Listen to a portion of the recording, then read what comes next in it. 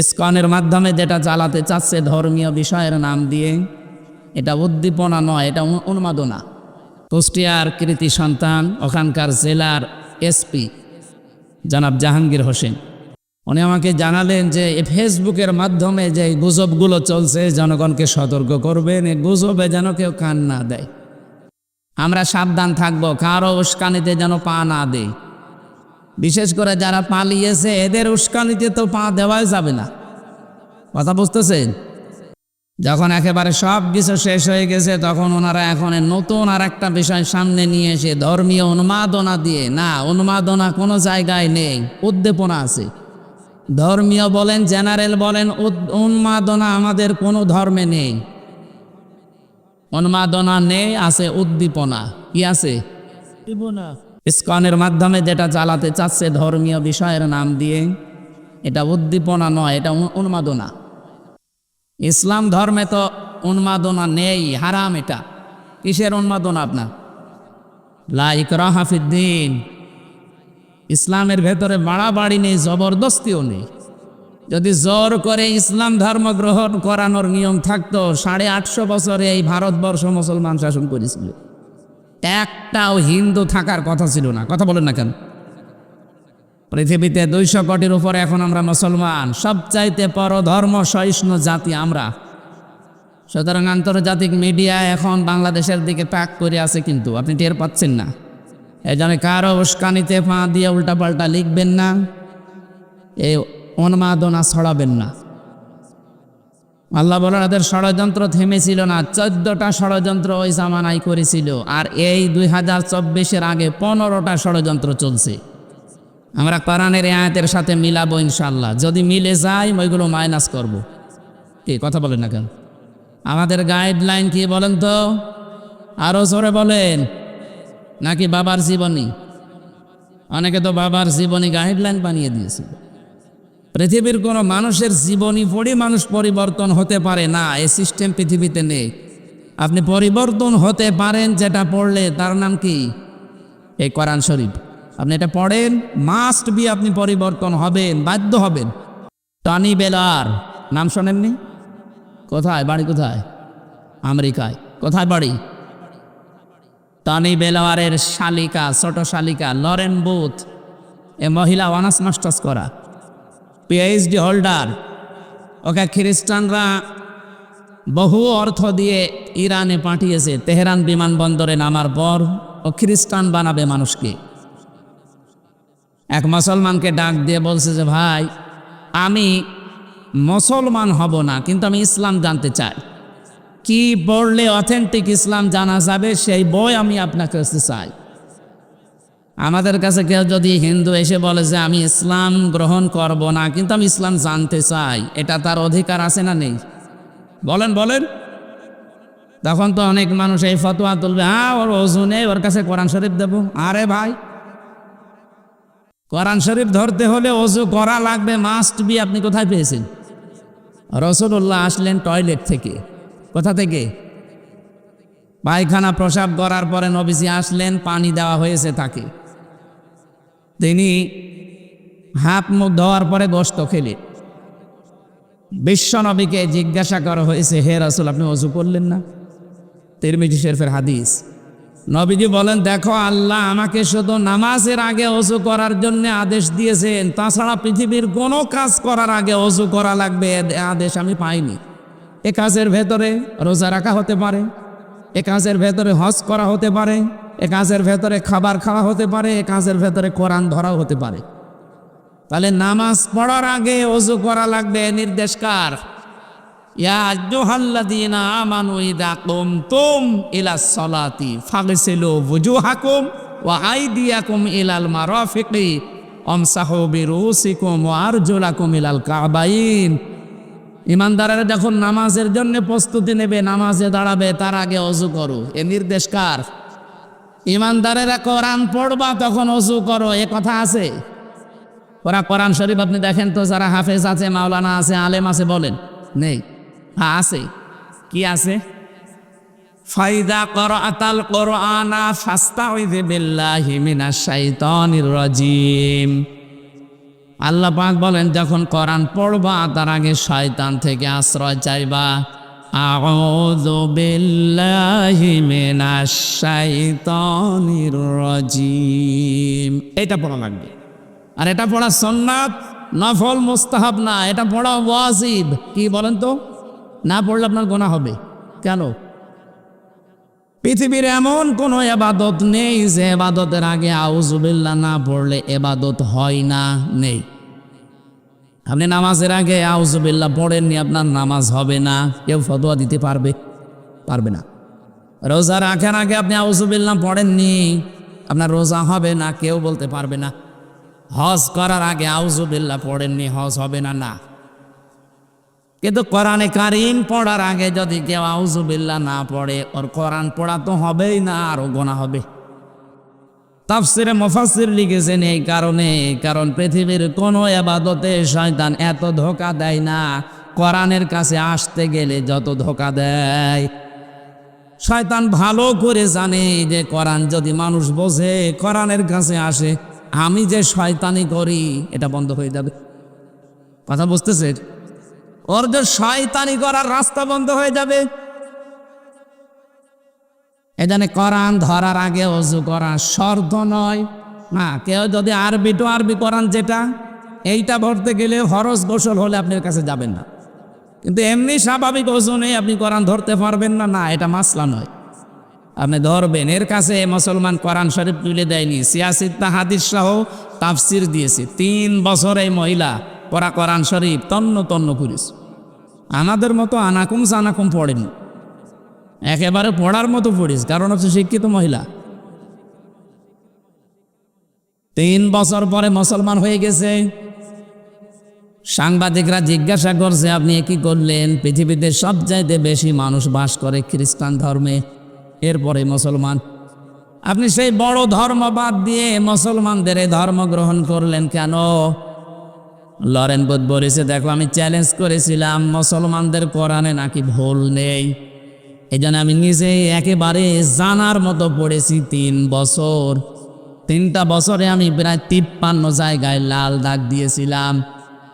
মনে করলাম ভুল ধরা পড়েছে, কিন্তু আল্লাহর ইশারা, যেখানেই ভুল ধরি দেখি তারপরের আয়াতে ওর জবাব আল্লাহ আগেই দিয়ে দিয়েছে। শেষে আমার জীবনের ভুল ধরা পড়ে গেছে। আমি আর নিজের বাপ দাদার ধর্মে থাকলাম না, আমি নতুন ধর্ম ইসলামে আসলাম। আমি তামাম দুনিয়ায় ঘোষণা দিয়ে দিলাম, পৃথিবীর 4,500 ধর্ম আছে, এর ভেতরে অথেন্টিক ধর্মীয় গ্রন্থ এই কোরআনে কারীম। কয়েকদিন আগে আমি যশোরের একজন হিন্দু শিক্ষক, অধ্যাপক, বিসিএস ক্যাডার, ওনারে বলেছিলাম, স্যার আপনাকে আমি জোর করি না, কোরআন শরীফ শুধু খালি পড়েন, ইসলাম মানা লাগবে না আপনার। আপনি ধর্মীয় নিজের ধর্ম বাদ দিয়ে ইসলাম গ্রহণ করবেন, এটাও দরকার নেই। শুধু 3টা মাস সময় দিলাম, আমাদের এই ধর্মীয় গ্রন্থ কোরআনটা বুঝে পড়েন। 3 মাস পড়ার পরে দেখি লোকটা মুসলমান হয়ে গেছে। এই জন্য আমাদের উচিত হচ্ছে কোরআনের কাছে আসা। আজকের এই তাফসির মাহফিল এই জন্যেই আয়োজন করেছে এবং এই মাদ্রাসাটার প্রতিষ্ঠাও এই কারণেই। কোরআনে কারীম যত ছড়িয়ে যাবে, যত প্রচার হবে এ দেশ থেকে, তত শিরিক, বেদাত আর উল্টাপাল্টা কাজ দূর হবে ইনশাআল্লাহ। আমাদের জন্য একটু আফসোস, বিশেষ করে আমার জন্য, সারা দেশে যাওয়া লাগে তো। সারা বাংলাদেশে একটা জায়গা কুষ্টিয়া জেলা যেখানে পুলিশ পাহারা দিয়ে গাঁজা খাওয়ায়। কি একটা জেলা গো! আর একটা জায়গা আছে বগুড়ার মহেস্থানগড়, ওখানে গাঁজা খেলেও চুরি করে খায়, আর আমাদের এখানে পুলিশ বলে খা। এটার জন্য বিভিন্ন জেলায় জবাব দেওয়া লাগে। কুষ্টিয়া থেকে রংপুরে এসেছো ওয়াজ করার জন্যে, আর তোমার জেলায় কি বলবো? সারা দেশ করি আপনি যেই কয় মন গাঁজা না পাবেন, তার চাইতে বেশি পাওয়া যায় আল্লাহর ওলির এই মাজারে। না, এটা ঠিক না। আমার মনে হয় যে মাজার ভাঙা চলছিল, এটা যে কেন ভাঙলো না, এই শিরিকের আঁকড়াটা ওই সময় তুলে দেওয়ার দরকার ছিল। এটা নিয়ে অনেকেই ব্যবসা করে খাচ্ছে, আমি জানি এ কথা বললে তাদের গায়ে লাগবে। এ কথা বলে না কেন? আমি আর বলতে চাই না, বিবেক যদি থাকে কাজে লাগাবে। কি বলছিলাম বলেন তো? কোরআনে কারীম শোনার জন্য আমরা যারা এসেছি, এখান থেকে আল্লাহ রাব্বুল আলামিন এই যে মাকারু শব্দের ব্যাখ্যাটা করার জন্য আমি এই পর্যন্ত আসলাম। একটু ভালো করে মিলাবে। সূরা নমল 19 নম্বর পারা 20 নম্বর পৃষ্ঠার 5 নম্বর লাইনের 50 নম্বর আয়াত, এটা তাফসিরে হাক্কানিতে পাবেন। আল্লাহ পাক বলেন, অমাকারো মাকারাও অমাকারনা মাকারাও ওয়াহুম লা ইয়াশউরুন। হে নবী, ওই মানুষগুলো কিন্তু মকর করেছিল, ষড়যন্ত্র করেছিল, আর আমি আল্লাহ ষড়যন্ত্র না, আমি আল্লাহ কৌশল করেছিলাম। এখানে শিক্ষা দেখেন, শব্দ কিন্তু এক, ব্যবহার করার ক্ষেত্রে কাফেরদের বেলায় ষড়যন্ত্র আর আল্লাহর বেলায় ষড়যন্ত্র নয়, এটা কৌশল। এই জন্য পৃথিবীতে দিন প্রতিষ্ঠার জন্য যা ব্যবহার করা হয় ওইটার নাম জিহাদ, আর দিনের বিরুদ্ধে যদি ওইটাই ব্যবহার করেন ওইটার নাম সন্ত্রাস। এক কথা বলছেন? সারা দুনিয়া যে এত মিডিয়া আমাদের হাতে নেয়, ওরা আজ এই শব্দটাকে পুরা উল্টিয়ে ওদের কাজগুলো নাকি ভালো কাজ আর আমাদের কাজগুলো সন্ত্রাস। অথচ দুনিয়ায় সন্ত্রাস দূর করার জন্যই জিহাদ লাগবে। এটা লূত নবী আলাইহিস সালামের জামানার কাহিনী আল্লাহ আমাদেরকে শোনাচ্ছেন কেন? এই যে বললাম না, 15টা বিষয় এই 15.5 বছর ওরা অলরেডি কায়েম করে ফেলেছিল, তার ভেতরে এইটা একটা। লূত নবীর জামানায় আল্লাহর একটা নিষিদ্ধ কাজ ওরা চালু করেছিল, সেটা কামিতা। এই কথা বুঝতেছেন? এ দেশে অনেকে এখন এই বীজ বপন করতে চাচ্ছে। হাজার হাজার বছর আগে লূত নবীর ওই জামানায় যারা এই কাজ করেছিল, পুরুষে পুরুষে বিয়ে করা, মেয়েতে মেয়েতে বিয়ে করা, আল্লাহ রাব্বুল আলামিন এত রাগ করেছিলেন তাদেরকে, আল্লাহ গজব দিয়ে ডেড সি বানিয়ে দিয়েছেন, মৃত সাগর। বাইরের দেশে যারা যায়, আমি নিজে দেখেছি জর্ডানে, মৃত সাগর বানিয়ে দিয়েছে আল্লাহ। দুর্বিসন্ধির মাধ্যমে বাংলাদেশকে অনেকে চাচ্ছে এটা যেন আল্লাহর গজবের রাষ্ট্র হয়ে যায়। এদেশে একজন মুসলমান থাকতে কামিতা রাষ্ট্রীয়ভাবে কায়েম হতে আমরা দেব না ইনশাআল্লাহ। ষড়যন্ত্রের এই জায়গায় আল্লাহ বলেন, ও মাকার না, আমি নিজেও একটা কৌশল করলাম, অহুম লা ইয়াশউরুন, কিন্তু তারা টের পায়নি।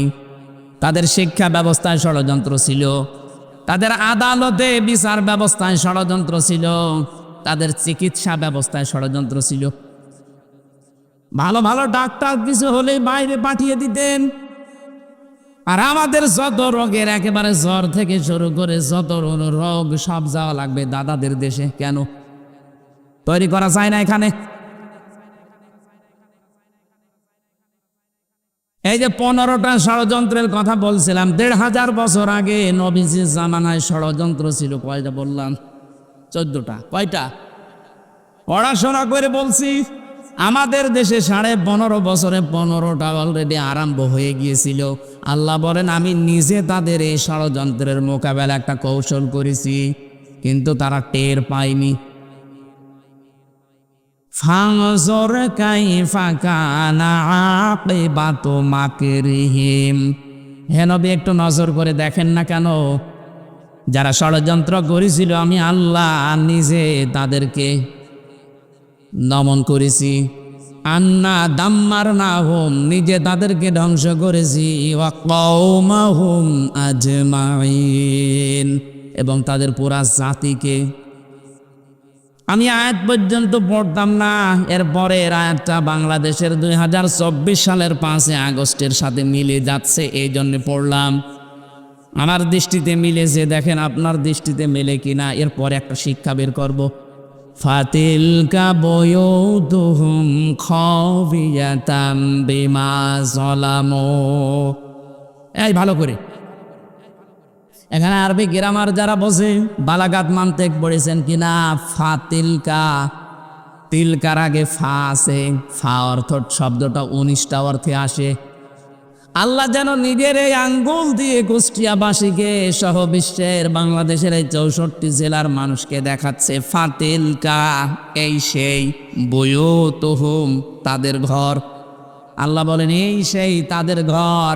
কি তাদের ঘর? কি বাইতুন দেয়নি আল্লাহ, 1 বছর বয়ুত দিয়েছেন। আল্লাহ বলেন এই সেই ঘরগুলো একটু তাকান, খাওয়াবিয়াতান আমি জনশূন্য করে দিয়েছি, খাওয়াবিয়াতান জনশূন্য করে দিয়েছি, বিমা জলামো তাদের জুলুমের কারণে। আপনি আগস্টের 5 তারিখের বিকাল 5টা বাজতে বাজতে দেখেন এই দেশের 64 জেলার 630টা থানায় যত জালেমের ঘর ছিল জনগণ সব মিটিয়ে ফেলেছে মাটি সত। আপনি কুষ্টিয়ার দিকে তাকান, এই কথা বলছেন এখন নাম ধরা লাগবে, আপনি টের পাচ্ছেন না? এত দাপট ছিল যাদের 2 ভাই, তাদের 2 ভাইয়ের মারিয়ে দেশের মানুষ আগে ভেঙেছে। এ খাওয়াবিয়া তার একেবারে মিলে গেছে, খাবের খাপ মুনতাজের বাপ। আল্লাহ বলছেন আমি ওজার গৃহ বানিয়ে দিয়েছি। গত পরশু দিন আমি বাড়ির সামনে দিয়ে আসার সময় দেখি বাড়ি মনে হচ্ছে না, অথচ 5 তারিখের আগে ওখানে জমজমাট ছিল। ওই বাড়িটা এখন ওজার গৃহ, মানুষ দেখছি দলে দলে যে বিভিন্ন দিকে মুখ করে প্রসাব করছে। আমার একটা কথা মনে পড়ছিল, পরশু দিন 16 সালে গিয়েছিলাম হজে, কাবা তাওয়াফ করার পরে উপরে গেলাম, হঠাৎ দেখি আমার পেটে যন্ত্রণা ব্যথা। এক পুলিশকে ডাক দিয়ে বললাম ইয়া সাদিক তাল কি, হে বন্ধু আমার খুব পেটে ব্যথা করছে, এতক্ষণ তো ভালোই লাগছিল। উনি আমারে বলছে ইয়া হাজিউল হজ্জা তাই না বিলা দোকান। ও হাজি দেশ কোথায়? জি তুমি বাংলাদেশ। বাংলাদেশ থেকে এসেছি। ওর ভাষা দিয়ে আমারে বলছে হাজি জানেন না এটা কোন জায়গা? না তো, আবু জেহেলের বাড়ি। আপনি এখনো পায়খানা না করে দাঁড়িয়ে আছেন, তাড়াতাড়ি করে। সত্যি কথা বলছি, পায়খানা করে দেখে আমার পেটের ব্যথা ভালো হয়ে গেছে। আল্লাহ আমাকে বোঝাতে চাচ্ছে হামজা এত টাকা খরচ করে 6,500 কিলোমিটার দূর থেকে আসলে আর ওই শয়তানের বাড়ি পায়খানা না করে চলে যাবা, তাড়াতাড়ি করো। ঠিক যেন আজকের এই দেশে যতগুলো জালেমের বাড়ি ছিল আল্লাহ পাক যেন নিজে তাদেরকে জাতীয় ওজার গৃহ বানিয়ে দিয়েছে। পরশু দিনের জাতীয় পত্রিকা দেখেছেন ঢাকার ওই বড় বাড়িটা যেখানে মানুষ আবেগে চুমা খেত, দেখলাম অনেকে দলবদ্ধ হয়ে জামাতবদ্ধ হয়ে টয়লেট করছে। না 3-4 জন একসাথে যাচ্ছে বিভিন্ন দিকে মুখ করে আল্লাহ রাস্তায় চালাচ্ছে। আমার মনে হয় এদের পেটে আমার মতো ব্যথা, এই কথা বলছে না। শব্দটা তাফসিরে পড়েছি ইবনে কাসিরে। আল্লাহ বলেন আমি এমন জনশূন্য করে দিয়েছি, এমন ওজার গৃহ বানিয়েছি। কেন জানো? তোমাদেরকে একটা শিক্ষা দেওয়ার জন্য। এবার আসেন আমাদের বিষয়। ইন্না ফি যালিকা লাআয়াতাল লিকাউমি ইয়ালামুন। অবশ্যই এর ভেতরে তোমাদের জন্য শিক্ষা আছে। লামে তাকিদ, অবশ্যই শিক্ষা আছে যদি তোমরা জ্ঞানী হয়ে থাকো। আল্লাহ আমাদের বোঝাতে চায় আগামীতে যদি কেউ ক্ষমতার চেয়ারে বসে জুলুম করে তার বাড়িও জাতীয় টয়লেট বানানো হবে। এজন্য আমরা যেন সাবধান থাকি, আর যাই করে যেন জালেম হয়ে না যায়। এই কথা বোঝেন কিছু নাকি আন্দাজে ঠিক বলেন? ঠিক আছে। আল্লাহ রাব্বুল আলামিন 14টা বলতে গেলে এমনি এত রাত হয়ে গেছে, আমরা তাফসিরে যাব। সূরা বাকারা থেকে মাত্র 1 আয়াতের 3 ভাগের 1 ভাগ পড়েছি, আর সূরা নেসার 41 নম্বর আয়াতটা পড়েছি। আল্লাহ রাব্বুল আলামিন এত তথ্য আয়াতের ভেতরে লুকিয়ে রেখেছে, আপনি যত টান দেবেন গবেষণা আকারে তত তথ্য ওখান থেকে পেয়ে যাবেন। আমরা আসেন তো এই 2 আয়াতের একটা আয়াত শুরু করছি, সূরা বাকারা 208 নম্বর আয়াতের প্রথম অংশ। আমার আজকের আলোচনার বিষয় প্রবেশ করো। কি বললাম? বলেন। কোরআনে কারীম জানাচ্ছে ইয়া আইয়ুহাল্লাযীনা আমানু, ওহে যারা ঈমানের দাবি করো, উদখুলু ফিস সিলমি কাফা, তোমরা ইসলামে পরিপূর্ণভাবে প্রবেশ করো। এদিকে তাকান, এখানে সিন শব্দের উপরে যদি কেউ জবর দিয়ে পড়ে তাহলে সালমন বাংলা অর্থ দাঁড়ায় শান্তি, আর সিনের নিচে জের দিয়ে পড়লে বাংলা অর্থ দাঁড়ায় সিলমন মানে ইসলাম। আল্লাহ পাক এখানে শান্তির ভেতরে প্রবেশ করো বলেন নাই, বলেছে ইসলামে প্রবেশ করো। কোথায়? এখন ইসলামে প্রবেশ করবেন আপনি আংশিক না পূর্ণাঙ্গ? বলেন বলেন, পূর্ণাঙ্গটা এখানে কোথায় পেলেন? এই যে পরিপূর্ণ পূর্ণাঙ্গ কোথায় আছে এখানে? আল্লাহ রাব্বুল আলামিন আয়াত, ছোট আয়াত কিন্তু এত সূক্ষ্ম সূক্ষ্ম শব্দ দিয়েছেন। এর শেষের শব্দটা দেখেছেন কাফা। ইসলামে আংশিক প্রবেশ করলে হবে না, পরিপূর্ণভাবে প্রবেশ করা লাগবে। এখন আমার প্রশ্ন, আমি যে ইসলামে পরিপূর্ণ প্রবেশ করেছি আল্লাহর এই কথা মতো, এটা আমি টের পাবো কি করে? নাকি কথা বলে না কেন? আমি যে ইসলামে পরিপূর্ণ প্রবেশ করলাম এটা আমি টের পাবো কি করে?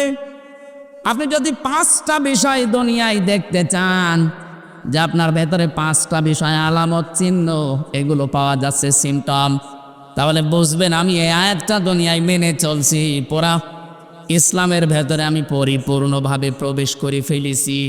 এখন নিজের সাথে মিলাবেন।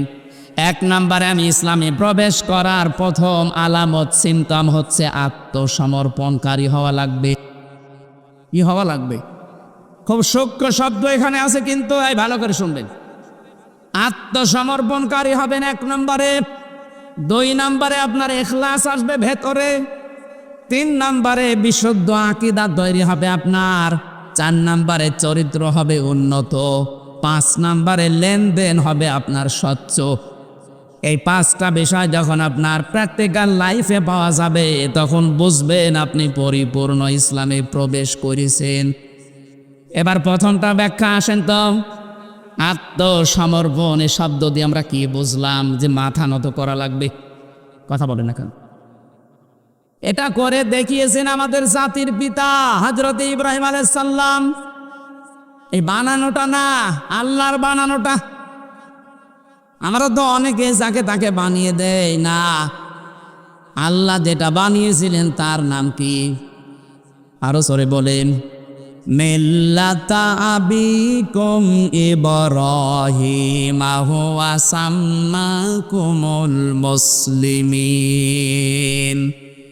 তাম দুনিয়ার ময়দানে আয়াতটা আছে, 257টা রাষ্ট্রে আয়াতটা চলছে। আল্লাহ পাক বলেন তোমাদের মুসলিম জাতির পিতা ইব্রাহিম, কারণ তিনি তোমাদের নাম রেখেছেন মুসলিম। বাবা হিসাবে তিনি আমাদের নাম রাখলেন সন্তানের কি? আরো জোরে বলেন, কি সুন্দর একটা নাম রেখেছেন, আত্মসমর্পণকারী। বাবার 11টা দায়িত্ব পালন করা লাগে। সন্তান শুধু জন্ম দিলেই বাবা হওয়া যায় না, 11টা দায়িত্বের প্রথম নাম্বারে তার একটা অর্থবোধক নাম দেওয়া লাগে। এদেশে বহু বাবা আমরা দেখতে পাচ্ছি, বহু মা এমন আছে খালি জন্ম নিয়ে ছেড়ে দিয়েছে, এমন নাম দিয়েছে ও কি হিন্দু না মুসলমান বোঝা যায় না। আমি কি বেশি বললাম? এরকম নাম দেশে নেই। আপনি নামটা রাখবেন অর্থবোধক। কিয়ামতে আল্লাহ যখন বিচারের কাঠগড়ায় কিছুই পাবে না, আপনার নামটা দেখবে। আজকের প্রধান অতিথির নাম জাকির হোসেন। জাকির মানে জিকিরকারী। বিশ্বনবীর একজন নাতির নাম ছিল হুসেন। এই অর্থবোধক, অর্থ দেখে দেখে আপনি নাম রাখবেন, ওর প্রভাব তার জীবনের ওপরে পড়বে। কারণ নাম যদি আসাদ থাকে, আসাদ মানে সিংহ, বাঘ, তার চরিত্রের ভেতরে সাহসিকতা ফুটে উঠবে। কারণ নাম রেখে দিয়েছেন কুকু। নাম কি? ওর দাদি বুড়ো মানুষ বলছে কুকুর। এদিকে আস। আমরা এখান থেকে শিক্ষা পেলাম, বাবা হতে হলে, মা হতে হলে 11টা কাজের প্রথম কাজ সন্তানের নাম রাখা লাগবে, অর্থবোধক। কথা বুঝতেছেন? কিয়ামতে আল্লাহ কিছুই যখন পাবে না মাফ করার জন্যে, তখন বলবেন নাম। নামের খাতিরে আল্লাহ অনেককে মাফ করে দেবে। তাই বলে আবার হাও আঙ্কেলের মতো নাম হলে সমস্যা। কি আঙ্কেল? হাও আঙ্কেল। নবীর নামের বদনাম করে দিয়েছে শয়তান। একটা আলেমের সাথে বিয়াদবি করার কারণে আল্লাহ তাকে এত অপমান করেছে, বাংলাদেশে এত অপমান কেউ হয়নি। এখন সারা দেশে ওর নাম হাও আঙ্কেল আর 3 ইঞ্চি। আর কি নিচে নামবে? হযরত ইব্রাহিম আলাইহিস সালাম তিনি আত্মসমর্পণ করেছিলেন। তাকান, আমাদের ওইভাবে করা লাগবে। সূরা বাকারার 131-32 নম্বর আয়াতে আল্লাহ দলিলগুলো দিচ্ছেন। কয়েকটা বিষয় এখান থেকে বের হবে, ভালোভাবে শোনেন। কষ্ট হচ্ছে? আল্লাহ পাক বলেন, ইদখালা লাহু রাব্বুহু আসলিম ক্বালা আসলামতু লিরাব্বিল আলামিন। বলেন আল্লাহু আকবার। উনি গাছের মাথায় বসে কোড়াল দিয়ে কাটছিলেন। আল্লাহ পাক বলেন, ইব্রাহিম আত্মসমর্পণ করো। তিনি বললেন, আল্লাহ আমি এখান থেকে কি করে আত্মসমর্পণ করি? গাছের মাথায় বসে কোড়াল দিয়ে খাতনা করো, এইটাই তোমার আত্মসমর্পণ। ওখানে কোড়াল দিয়ে খাতনা করে তিনি বললেন, আমি আত্মসমর্পণ করলাম বিশ্ব জগতের মালিকের কাছে। কি পেলেন এখান থেকে? ইব্রাহিম নবী আমাদের জাতির পিতা 50টা পরীক্ষা দিয়েছিলেন দুনিয়ায়। কয়টা? এর 50 নাম্বার পরীক্ষা ছিল এইটা। উনি খাতনা করেছিলেন। আধুনিক বিজ্ঞান আজ এই শব্দটা নিয়ে, এই বিষয়টা নিয়ে গবেষণা চালিয়ে দেখেছে স্বাস্থ্যসম্মত এবং শরীরকে সুস্থ রাখার জন্য খাতনা অনেক জরুরি। যদিও অনেক হিন্দু ভাইরা এটা করে না, এই জন্য ওদের বলা হয় ফুল হাতা। আমরা কি হাফ হাতা। আমি এই শব্দটা জেলখানায় যে আমি যে জেলার পেয়েছিলাম দেবদুলাল, ও যখনই প্রবেশ করতো ভেতরে মানুষ বলতো ফুল হাতা আসতেছে। ফুল হাতা কি গো? পরেশাল্লাম মুসলমানই দেয়নি, এই জন্য ফুল হাতা। আর আমরা যারা দিয়েছি আমরা হাফ হাতা।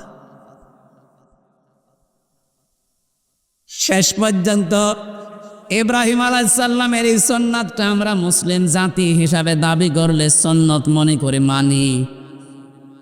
ওনারা যারা মানেন না, ওনাদের বিভিন্ন রোগ হয়ে যায়। এই জন্য শিক্ষিত ধর্মীয় যারা আছে হিন্দু দেবেন, আমি দেখেছি তাদের খোঁজ খবর নিয়ে ওরা গোপনে মুসলমান ডাক্তারের কাছে যে মুসলমানি দিয়ে দেয়। আমার যেহেতু ওই বিষয়টা না, আমার বিষয় ছিল ইব্রাহিম নবী আত্মসমর্পণ করেছিলেন। যেখানে আল্লাহ বললেন আত্মসমর্পণ করো, কি করে করব? খাতনা করো, তাই করেছিলেন। তার মানে আপনি ইসলামে প্রবেশ করেছেন, এটার আলামত আল্লাহ যা বলে আপনি তাই। আপনার মন মতো আর কিছু করতে পারবেন না। যদি করেন তাহলে ইসলামে এখনো পরিপূর্ণ প্রবেশ। বলেন বলেন। হযরত ইব্রাহিম এবং সন্তানদেরকে ডাক দিলেন, আওয়াসা বিহা ইব্রাহিম বানিহি ওয়া ইয়াকুব ইয়া বানিয়া ইন্নাল্লাহা আসতাফা লাকুমুদ-দীন ফালা তামুতুন্না ইল্লা ওয়া আনতুম মুসলিমুন। রব্বুল আলামিন বলেন, হযরত ইব্রাহিম তোমাদের জাতির পিতা এবং ইয়াকুব কি করেছিল জানো? আত্মসমর্পণ কি করে করা লাগে দেখো।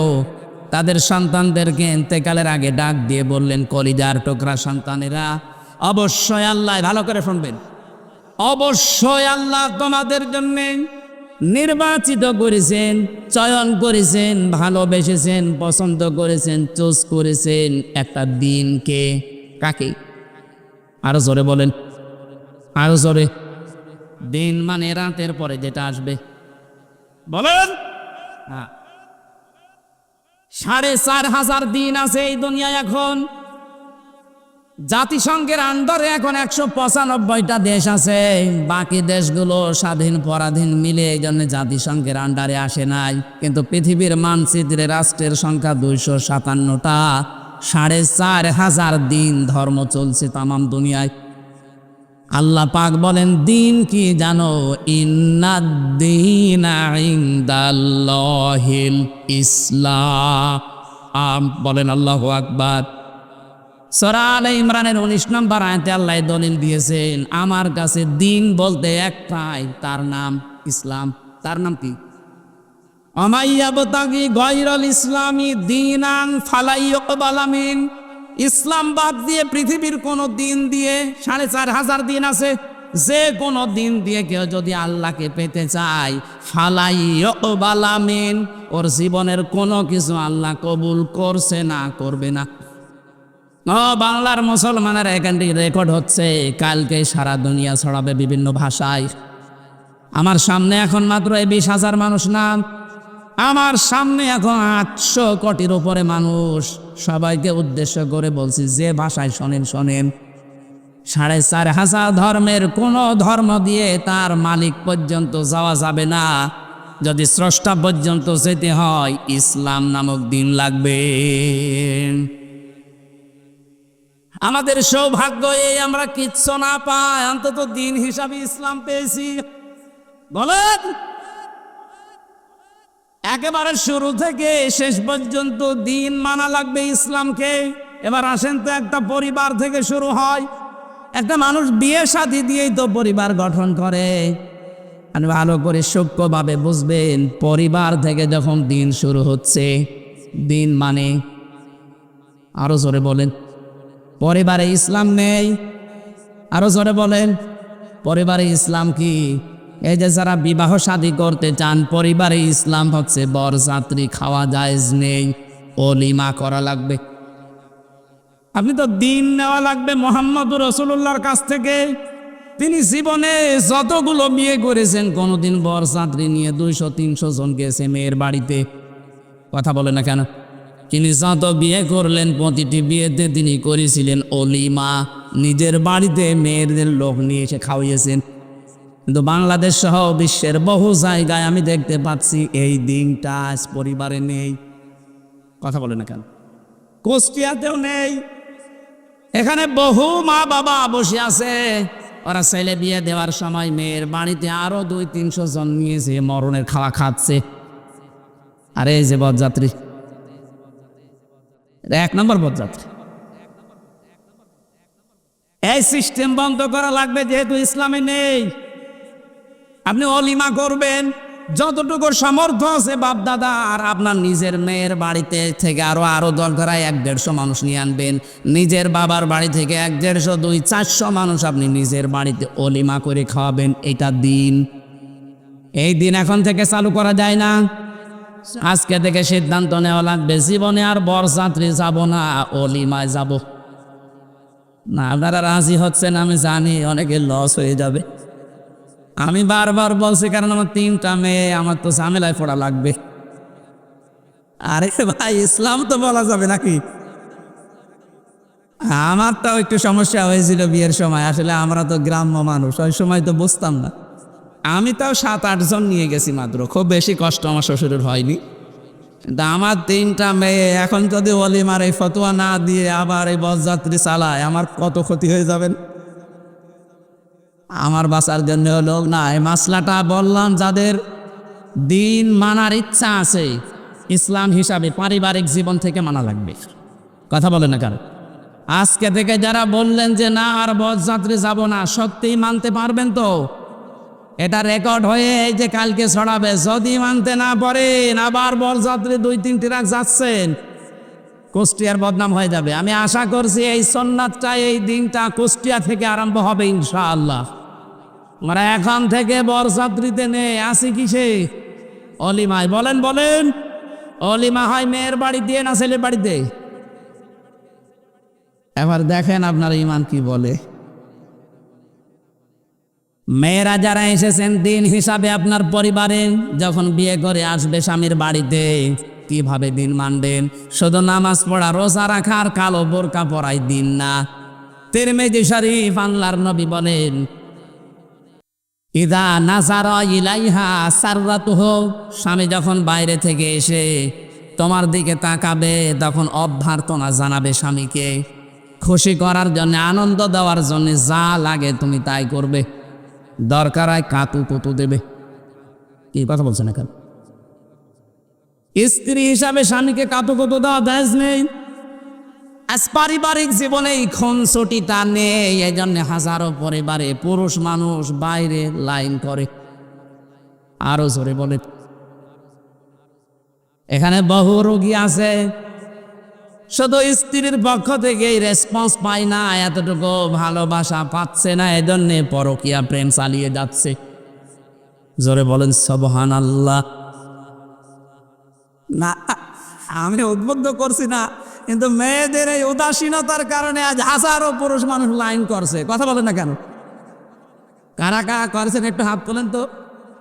এই একজন না, এটা ঠিক আছে ভাই।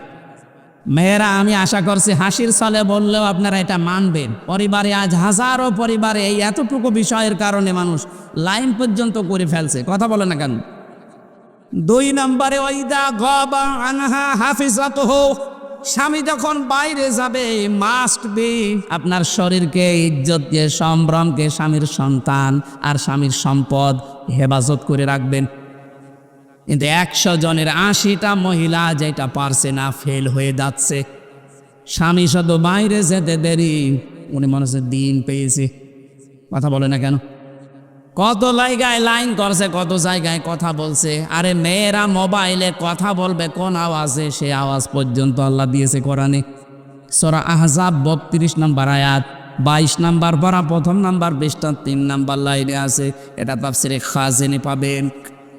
আল্লাহ পাক বলেন, ইয়া নিসান নাবিয়্যি লাস্তুন্না কাহাদিম মিনান নিসা ইন ইত্তাকাইতুন্না ফালা তাখদা'না বিল কওলি ফায়াতমা'আল্লাযী ফী কলবিহি মারাদু ওয়া কুলনা কাওলাম মা'রুফা।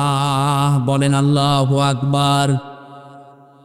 আল্লাহ পাক বলেন, হে নবীর স্ত্রীরা, যদি বাইরে কারো সাথে কথা বলো হিজাবের বাইরে থেকে, পর্দার আড়াল থেকে, এখন আর হিজাব পর্দা না, এখন হবে মোবাইল, ফোন, ফ্যাক্স। কথা বুঝতেছেন? যদি কেউ মোবাইলেও কথা বলো, যদি দেখো যে ওই 14 জন পুরুষ মানুষ বাদ দিয়ে অন্য কেউ, 14 জন পুরুষের ভেতরে তোমার বাবা, তোমার ভাই, তোমার বোনের ছেলে, ভাইয়ের ছেলে, এরকম 14 জন পুরুষ মানুষ বাদ দিয়ে যদি কেউ কল দেয়, কথা বলবা সঠিক কথা, মিথ্যা কথা বলা যাবে না। কিন্তু মোবাইল টাচ হয়ে গেছে মিথ্যা বলার জম। থাকে কুষ্টিয়ার মজমপুরে বলছে আমি ঢাকায় আছি। কথা বলে না কেন? এটা মোবাইলেও যদি কথা বলে কেউ, কথা বলবা সঠিক, মিথ্যা বলবো না। কিন্তু ভাষা হবে রুক্ষ সূক্ষ্ম, রাগের আগে। যে কল দিয়েছে ওর মনের ভেতরে যদি দুর্বিসন্ধি থাকে, কোনো রোগ থাকে, ও রোগ ভালো হয়ে যাবে। কি সূক্ষ্ম বিষয় দিয়েছেন আল্লাহ। মোবাইলে কথা বললেও কথা কোন আওয়াজে হবে। এটা যদি কাবা শরীফের ইমামও কল দেয়, তাও আপনার ভাষা রুক্ষ সূক্ষ্ম হবে। কথা বলেন না কেন? আর আপনাকে আপনার দেবরে কল দিয়েছে, মনে হচ্ছে কি পেয়েছেন আপনি। জাহান্নামে বেশি মানুষ যাবে 2টা কারণে। 1 নম্বরে যে মানুষগুলো নিজের আশপাশের যারা ভাবি আছে, ভাবি, এদের সাথে যারা উল্টাপাল্টা লাইন করে, চরিত্র ধ্বংস করে, এরা বিনা হিসাবে জাহান্নামে যাবে। আর বাংলাদেশে এখন এই রোগ দিন দিন বাড়তেছে। হরিপুরে নেই, আছে মানে আপনি এখনো খোঁজখবর নেন, চলছে কাজ। আশা করছি আপনি আজ কানে গেলে এখনই ফিরে আসেন। ভাই বাড়িতে নেই, উনি বিদেশে আসারে আল্লাহর রাস্তার লাইন চালাচ্ছে। 3 নম্বরে মেয়েরা, তুইনু আলা দীনি যাওজাতিহা, তোমার স্বামী যদি মানবতার কোনো কাজে থাকে, মানবতার সেবায় থাকে, দিন প্রচারে থাকে, দিন প্রসারে থাকে, স্বামীকে সাহায্য করবা, স্বামীকে ছাড় দিবা, উদ্বুদ্ধ করবা। আমি জাকির সাহেবের কথা বলছি, যেহেতু সমাজসেবক, উনি বাইরে মানবতার সেবায় কাজ করছে, বাইরে মানবতার জন্য কাজ করছে, ইসলামের কাজ করে। ওনার স্ত্রী যদি নেককার হতে চায়, দিন মানতে চায়, ইসলামে প্রবেশ করতে চায়, স্বামীকে ছাড় দেওয়া লাগবে, সময় দেওয়া লাগবে, উদ্বুদ্ধ করা লাগবে। এটা নেককার মহিলার গুণ। আর যদি সবসময় ঘ্যানর করে, কি করো তুমি, আপনি নামাজ পড়ে রোজা রেখে কালো বোরকা পরে জাহান্নামে যাবেন। কারণ এটা 3 নাম্বার পয়েন্ট, তুইনু আলা দীনি যাওজাতিহা। স্বামী যদি দিনের কাজ করে, মানবতার কাজ করে, সেবা করে, তাকে ছাড় দিবা, উদ্বুদ্ধ করবা, সময় দিবা, তাহলে ঘরে বসে বসে ওই কাজের সওয়াব তুমি পেতে থাকবা। সুবহানাল্লাহ বলতে পারেন? কোন মানুষ যদি সুস্থ অবস্থায় ইবাদত কন্টিনিউ করে, প্রতিদিন মনে করেন আপনি সুস্থ অবস্থায় আয়াতুল কুরসিটা পড়েন, এমন অসুস্থ হয়ে গেছেন আর পড়তে পারছেন না, যখন অসুস্থ যদি 10 বছরও থাকেন 10 বছর আয়াতুল কুরসি পড়ার সওয়াব পেতেই থাকবেন। এজন্য সুস্থ যতদিন আছেন ইবাদত বন্দেগীতে থাকবেন, অসুস্থ হয়ে গেলে যেন ওটা জারি থাকে, বন্ধ হয়ে না যায়। জোরে বলেন সুবহানাল্লাহ। 4 নম্বরে স্বামী যেটা আদেশ করে ওটা যদি জায়েজ হয়, স্বামী যেটা আদেশ করে ওটা যদি জায়েজ হয়, তোমার জীবন থাকতে ওইটা মানা লাগবে। আরে আমি স্বামী, যত স্বামী এখানে বসে আছে প্রত্যেকটা স্বামীর পক্ষ নিয়ে বলছি, বাংলার প্রতিটা স্বামী চায় বিয়ের পরে আমার মা বাবা আমাদের সাথে থাকবে, কিন্তু 100 জনের 98টা বউ এটা চায় না। এক কথা বলেন। গত কয়েকদিন আগে আমি নীলফামারীর কিশোরগঞ্জ থানায় গিয়ে ওরা আমার নিয়ে গেল বৃদ্ধাশ্রমে, দেখি এইদিকে 30 জন, এইদিকে 30 জন বসে আছে মা আর বাবা। ওদের চোখের দিকে তাকিয়েই বুঝলাম প্রত্যেকটা মা বাবা সন্তানের জন্য বরদোয়া করছে। তাদের তো আমাদের মতো ছেলে আছে, মেয়ে আছে। এই ছেলেটা এই মেয়েটা আজ বাধ্য হচ্ছে মা বাবাকে বৃদ্ধাশ্রমে রেখে যেতে, বাইরে আলাদা করে দিতে, ভ্যান করে দিতে বাধ্য হয় ওর বোর কারণে। আর ওর বউকে এবারে বারবার ফসলায় ওর বোর মা আর ওর বড় বোন। এরকম শাশুড়ি আর ওই যে শেষ কার আছে হাত তোলেন তো আপনার। এদিকে ক্যামেরা চলছে, হাত মারার দরকার, হাত বন্ধ হয়ে যাবে না। উনি কত বড় ঝামেলায় থাকলে এই লজ্জা শরম ত্যাগ করে হাত তুলতে পারেন, টের পাচ্ছেন? কোথায় আছে আমরা? আর ওরা ইবাদত করে বলে। কিসের ইবাদত করেন আপনি? দিনের ভেতরে প্রবেশ করার 4টা নিয়ম বললাম। আমি তো নিজে স্বামী হয়ে সবার পক্ষ নিয়ে বললাম, সবাই বলছে হ্যাঁ, আমি হাসির খোরাকি দেইনি। যেই মেয়েরা চায় না যে শ্বশুর শাশুড়ি আমাদের সাথে থাক, ওর নামাজ রোজা ওই কালো পর্দা সব মাঠে মারা যাবে। আমি চাই আপনাদের বাঁচাতে। অনেক মহিলারা আমাকে শত্রু মনে করে, হ্যাঁ হুজুর শুধু আমাদের বাঁশ দেয় না। আপনাদের আমি বাঁশ দিতে আসিনি, আমি বাঁচাতে চাই। কোরআন হাদিসের চোখ লাগিয়ে দেখতে পাচ্ছি যে আপনি ছোটখাটো বিষয় মনে করে আপনি জাহান্নামে যাচ্ছেন। আপনি যেন জাহান্নামে না যান, দিন আত্মসমর্পণ করা লাগবে এই পারিবারিক জীবন থেকে। কথা বুঝতেছেন?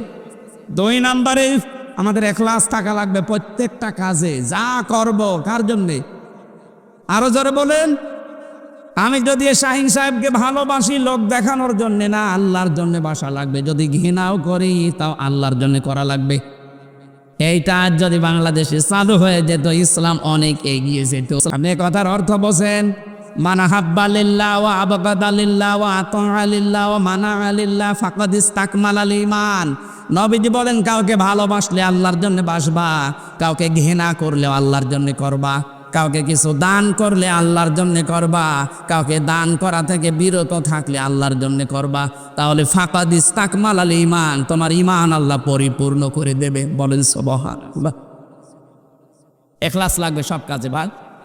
যা করেন, একটা খোরমা দান করতে হলেও লোক দেখানো না, ইখলাস লাগবে কার? 3 নম্বরে আমাদের আকীদা শুদ্ধ করা লাগবে। আজ বাংলাদেশে একটা কথা ছড়ানো হচ্ছে, জামাতে ইসলামী বাংলাদেশের বিরুদ্ধে যে এদের আকীদা ঠিক নেই। এটা ডাহা মিথ্যা কথা। পড়াশোনা আপনার চাইতে আমি কম করিনি। আমি কওমি মাদ্রাসা, আলিয়া মাদ্রাসা, বিশ্ববিদ্যালয় সবগুলো শেষ করেছি। আকীদা কি বোঝেন আপনি? যে মুসলিম একটা দলের ওপরে আকীদার দোহাই দিয়ে এদের ওপরে দোষারোপ করেন, একটা মিথ্যা তহমত লাগাচ্ছেন, কিয়ামতে আপনি আসামি হয়ে যাবেন। আকীদার বিষয়ে কারো সাথে কোনো মত পার্থক্য নেই। হ্যাঁ, কিছু মাসলা মাসাইলে পার্থক্য থাকতে পারে, এটা ইমানদের ভেতরে ছিল। যারা মুজতাহিদ, যারা গবেষক, তারা যদি গবেষণা করতে গিয়ে কোনো বিষয়ে ভুলও করে তাও একটা সওয়াব পাবে, আর যদি ঠিক হয় ডবল সওয়াব পাবে। আপনি নিজে কোনো চিন্তা ভাবনা করেন না, ছাতা কেউ করতে গেলে তার পাশে লেগে থাকেন সব সময়। কথা বলে না কেন? এগুলো ছোট মনের পরিচয়। আজ যাদের বলা হচ্ছে এদের আকীদা ঠিক নেই, কি আকীদা আপনার? একটু ফাঁসির দড়িটা গলার কাছে নিয়ে দেখেন তো কেমন আকীদা, দেখবো আপনার। 4 নাম্বার, আমাদের উন্নত চরিত্র তৈরি করা দরকার। আর এটা তৈরি করতে হলে মুহাম্মদুর রাসূলুল্লাহর বিকল্প আর কেউ। 5 নাম্বারে লেনদেন স্বচ্ছ থাকতে হবে। আজ অনেক মানুষ আছে দেখতে মনে হয় ভালো মানুষ, কিন্তু কোনো দোকানে যদি বাকি করে খায় জীবনে ওই দোকানের সামনে দিয়ে যেতে চায় না। একটা মানুষ কতটুকু স্বচ্ছ তার লেনদেন দেখে বুঝবেন আপনি। নবীজি বলেন কাউকে দায়িত্ব দেওয়ার আগে আমি 8-10 দিন 15 দিন 20 দিন 1 মাস লক্ষ্য করতাম যে লোকটার লেনদেন কেমন। আজ যদি বাংলাদেশে যারা দায়িত্ব দেওয়া হয় রাষ্ট্রীয়ভাবে, যদি এইটা খেয়াল করে দেখতাম, এই দেশে দুর্নীতি চুরি বন্ধ হয়ে যেত। নৈতিকতার মানে চারিত্রিক উন্নতির, এই যে আকীদার কথা যাদের বলা হয়, ইসলামিক অর্থনীতি, যেটা অর্থনৈতিক বিষয়গুলো কেউ যদি ওলির দাবি করে, বাংলাদেশে ইসলাম প্রতিষ্ঠার কাজ যারা করে তাদের চরিত্র সবচাইতে উপরে আছে। ইসলামী অর্থনীতি যেটা টাকা পয়সার লেনদেন, এটা যদি এই দেশে একামতে দিন যারা কায়েম করতে চায় তাদের চাইতে উন্নত চরিত্র আজও কেউ যেতে পারেনি, আমার মনে হয় পারবেও না। আপনি কিসের আকিদার প্রশ্ন তুলে আন্দাজে মিথ্যা তাদের নামে তহমত দিন, এটা বন্ধ করবেন না, এই যে আসামি হয়ে যাবে। প্রথম নাম্বারে গেল এই 5টা, এবার দ্বিতীয় শব্দে আছে 8টা, তৃতীয় শব্দে আছে 11টা, চতুর্থ শব্দে আছে 22টা, পঞ্চম শব্দে আছে 27টা। এতগুলো বিষয় একটা একটা করে 12টা পার হয়ে গেছে। আমি এত রাত পর্যন্ত আর পারবো না। কালকে মাহফিল ডবল আছে, মাপ চাচ্ছি। আগামী থেকে আসলে একটা করে মাহফিল নেই। হাফিজ জোর করে ডেটটা নিয়েছে, আর যারা বসে আছে এরা ঘুমাবে, আমারও ঘুমানো লাগবে। ফজরের নামাজ তাহাজ্জুদ আছে, সকালে আবার যাওয়া লাগবে সেই ঝিনাইদা। আজকের মতো শেষ করে দিচ্ছি, আগামীতে আসলে কথা বলবো। আল্লাহুম্মা আমিন। লা ইলাহা ইল্লা আনতা সুবহানাকা ইন্নী কুনতু মিনাজ জালিমিন। হ্যাঁ, মাথা নিচু করেন, চক্ষু বন্ধ করে। রব্বুল আলামিন, আমার প্রাণ প্রিয় জেলা কুষ্টিয়া, আমার মাতৃভূমি, আমার জন্মভূমি, আল্লাহ তাআলা হাট শরীফপুর ইউনিয়ন পরিষদের এই ময়দানে বসে কোরআনে কারীম থেকে কিছু কথা আমরা শুনেছি। ইসলামে প্রবেশ করতে হলে যে 5টা লাগে আমরা অল্প কথায় বোঝানোর চেষ্টা করেছি। আমি আশা করছি, বিশ্বাস করছি তোমার বান্দা বান্দিরা বুঝে ফেলেছে। এদেরকে তুমি প্র্যাকটিক্যাল লাইফে আমল করার তৌফিক দাও। এ বিশাল আয়োজনে যারা শ্রম দিয়েছে, আল্লাহ, মাওলানা হাফিজুর রহমান জিহাদি সহ যত মানুষ এই মাহফিলের জন্য কাজ করেছে, কোরআন প্রসার হবে এই নিয়ত যাদের ছিল, আল্লাহ তোমার রহমত এগিয়ে দাও। এ মাহফিলের জন্যে টাকা পয়সা যারা দিল, এদের টাকাগুলো হযরত ওসমানের সাথে মঞ্জুর করো। আল্লাহ তাআলা এখানে প্রধান অতিথি হিসাবে যিনি এসেছেন, আমাদের অভিভাবক শ্রদ্ধাভাজন বড় ভাই ইঞ্জিনিয়ার জাকির হোসেন সরকার, আল্লাহ তাআলা তার যে মনের ইচ্ছা আছে, জায়েজ ইচ্ছাগুলো তুমি পূরণ করে দাও। বিশেষ অতিথি অধ্যাপক সুজাউদ্দিন জদ্দারকে কবুল করো। যত অতিথি আমরা এসেছি, বিশেষ করে এখানকার চেয়ারম্যান যিনি মোশতাক হোসেন মাসুদ ভাই, যে দায়িত্ব তার মাথার উপরে দিয়েছে, জনগণের সঠিকভাবে পালন করার তৌফিক দাও। আল্লাহ তাআলা, সারাটা জীবন অপরাধ করে জীবনটা নষ্ট করে ফেলেছি। হাত উঠায় কথা বলবো ভয় করে, লজ্জা করে। আমাদের অপরাধের দিকে তাকিও না, তোমার রহমতের দিকে তাকাও। আল্লাহ তাআলা, জীবনে যত অপরাধ করেছি, কোরআনের আজকের এই অনুষ্ঠানের ইজ্জতে অপরাধগুলো নেকি বানিয়ে দাও। এই শহর এলাকার মাটির নিচে যত মানুষ ঘুমিয়ে আছে, আল্লাহ, কবরগুলো জান্নাতুল ফেরদাউস বানিয়ে দাও। রাব্বুল আলামিন, যত অতিথি এখানে এসেছে, প্রশাসনের ভাইরা এসেছে, নিজেদের বাড়ি ঘর স্ত্রী পুত্র ছেড়ে যারা কুষ্টিয়ারে ময়দানকে পাহারা দিচ্ছে, আল্লাহ তুমি হামে ও নাসির হয়ে যাও। তাদের পরিবারস্থ লোক যারা বিভিন্ন জেলাতে আছে, এদেরকে তুমি পাহারা দিয়াও। এদের শরীর সুস্থ রাখো, সহি সালামতে রাখো। বাংলার প্রশাসনের ওপরে দেশের মানুষের যে উল্টা ধারণা আছে, আল্লাহ তুমি ধারণাটা সুধারণায় পরিণত করে দাও। পুলিশ, আমি অন্যান্য দেশে যে দেখেছি, পুলিশ পেলেই সাধারণ জনগণ তাদেরকে চা খাওয়ায়, কফি খাওয়ায়। এই দেশের পুলিশকে আল্লাহ তুমি এমন বানিয়ে দাও যেন এরা জনগণের বন্ধুই হয়ে যায়। যত মানুষ আমাদের মনের ভেতরে যার যে জায়েজ আশা আছে, এগুলো তুমি পূর্ণ করে দাও। মাওলানা হাফিজুর বহু কষ্ট করে আজকের এই আয়োজন সাজিয়েছে, আইলা ইঞ্জিনিয়ার ডোডর সাহেব দোয়া চেয়েছে, তাকে তুমি মাফ করো, তার মা বাবাকে ক্ষমা করো।